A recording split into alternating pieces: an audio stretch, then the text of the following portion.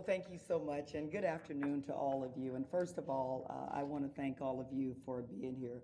Those of us who are here on the dais, but also the people who are out there, because you have certainly been supportive of our efforts. I would say that we all agree that the safety of the traveling public is our #1 priority. My congressional colleagues and I have been clear that we do not support any efforts to privatize the screening process through the application to the Screening Partnership Program. And we are grateful to the GOAA board for agreeing to give the congressional delegation an opportunity to continue our work regarding this very important matter. We are encouraged by the significant progress to improve communications and the overall operation of Florida's busiest airport, of which we are all very, very proud of. We thank you for this opportunity to have this meeting today and look forward to hearing directly from Mr. Phil Brown, Federal Security Director Henderson, and AFGE Vice President Everett Kelly. Again, I want to thank my congressional colleagues for being here with us today, and thank everybody on the dais for working with us, everybody who is out there that's a part of this process. I was assigned to the Orlando International Airport from 1998 to 2003. I was here during 9/11 and was a part of the process when the decision was made many, many years ago to move away from the private screeners.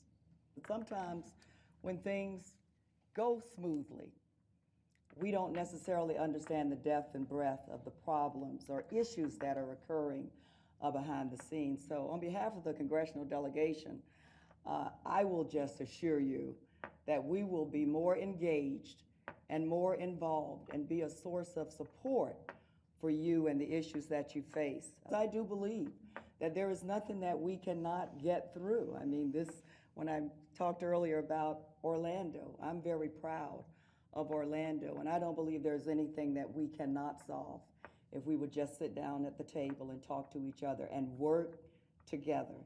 And so again, thank you all for being a part of this meeting today, and I'm going to turn it back over to our chairman. Thank you. These were not threats. This board was moving to privatize, in my opinion.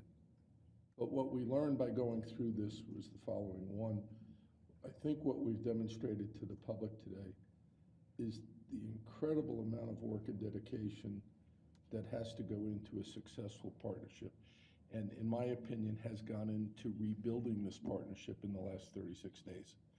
I'm going to give credit where credit is due on this. I do not believe this partnership would have been rebuilt this fast and this well. And as chairman of the board and on behalf of the board, I thank each of you enormously. I'm going to personally call out Congresswoman Demings, because if there's one thing I've enjoyed about this, it's the only thing I've enjoyed about it, the many calls I get to talk with you. All right, I'm actually going to miss the calls. All right, so we got to figure out something else to talk about. But, let's not create another problem. But one of the things, you and I, when we were talking, realized that going forward, there will now always be open communication up the ladder. So I've advised Mr. Brown and our staff, if you see the train even wobbling, get on the phone and don't wait. Let's alert everybody, hey, we're wobbling a little, let's get everybody in a closed room and get it reset. And we'll never get back to this point. It is my intention as chairman of the Airport Authority to recommend at the April board meeting that our board rescind the authority given to the executive director to move forward, explore privatization, and instead focus our energy on continuing to build a great partnership.